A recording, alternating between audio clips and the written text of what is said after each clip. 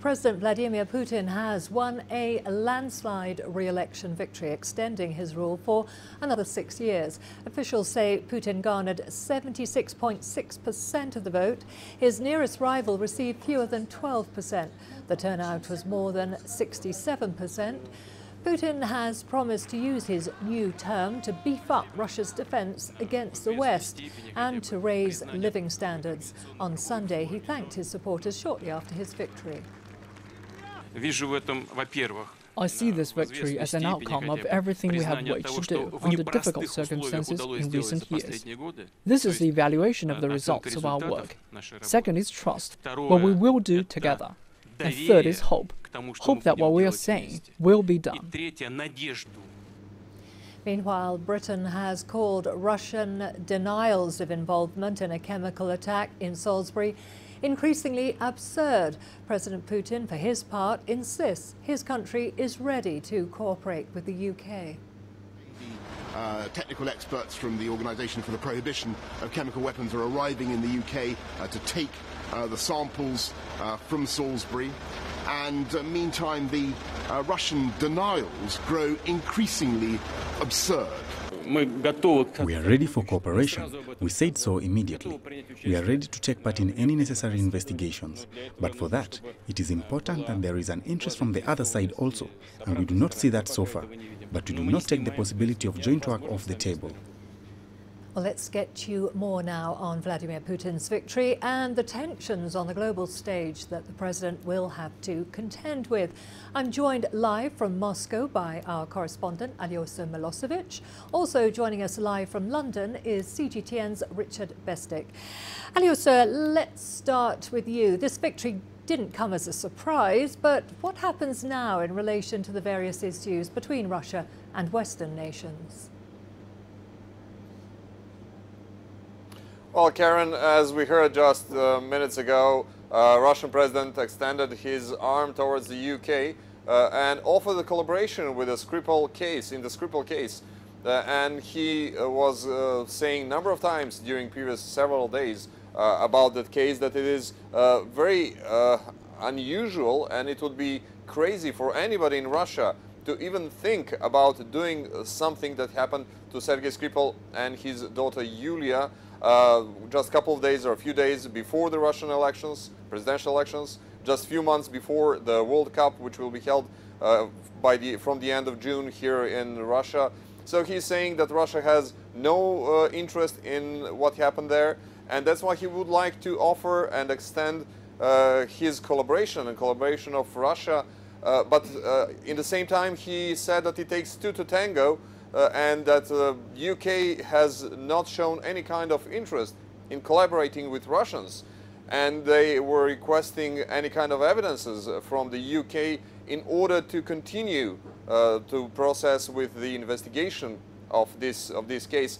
So anyway, Vladimir Putin sounds that he is ready to collaborate with the West, with the UK, not just in this case, but in many other disputes between those two. But since he is still in power for the next 6 years, he will have to be done something between the West and Russia to try to reconcile ever deepening divisions between those two sides. But it is very hard to even imagine or comprehend that Russia will change its policies, will change its goals, and will change anything in its foreign policy, nor just towards the West, but the global foreign policy.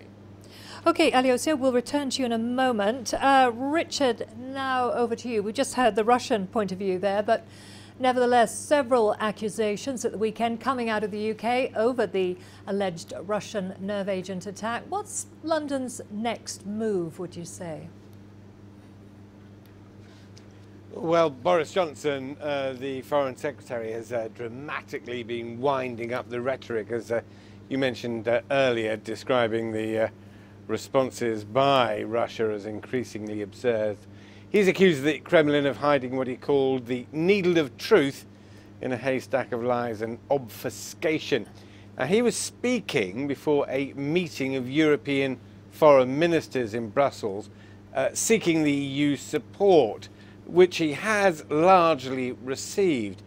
That meeting took place as a team of international experts arrived here in the UK to assess the nerve agent used in the attack on Sergei Skripal and his daughter Yulia.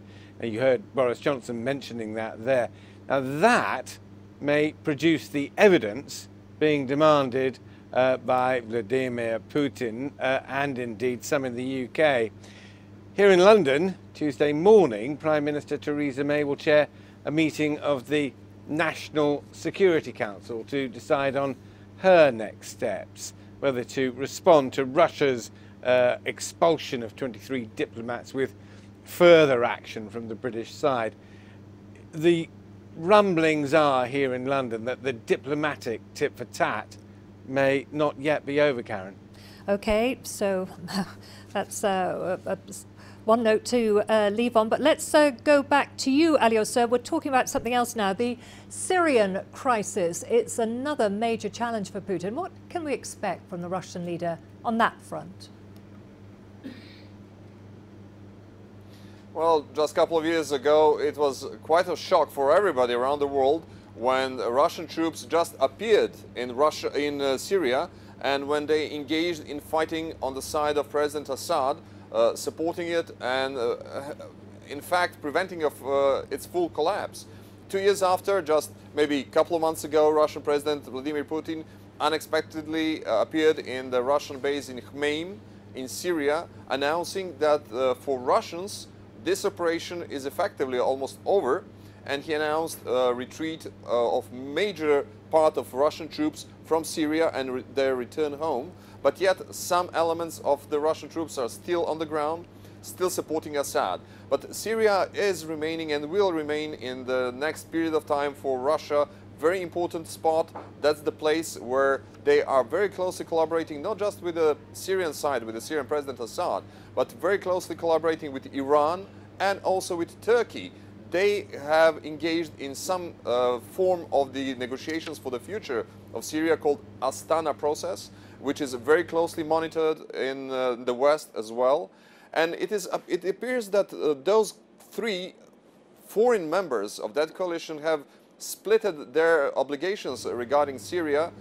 Iran has its own area of responsibility, Russia its own, Turkey its own, but there is a Western interest there as well. According to Russian Foreign Minister Sergei Lavrov, there are foreign special operation troops working right now in Syria, and he particularly mentioned French, US and UK troops, and that they have no intention of leaving. So it is going to be a focal point for the period to come and the possible further tensions between the West and Russia, and or should I say between the Western allies and those who are around Russia, meaning Turkey to a certain extent, Iran and Syria.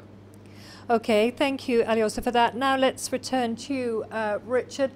Putin's won a comfortable margin, so he remains in power.